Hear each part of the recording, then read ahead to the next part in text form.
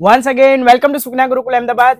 તો મારી બહેનો અહીંયા આવે ને એટલે કે એકચ્યુઅલી મને 1-2 હજારનું બજેટ ઓછું પડે છે, પણ 1-2 હજારનું બજેટ અહીંયા રહી જશે. તમે કાલે છો કે નહીં એ તમને બી નથી ખબર, તો અત્યારે ચિંતા ના કરો, ખર્ચી લો, પહેરી લો.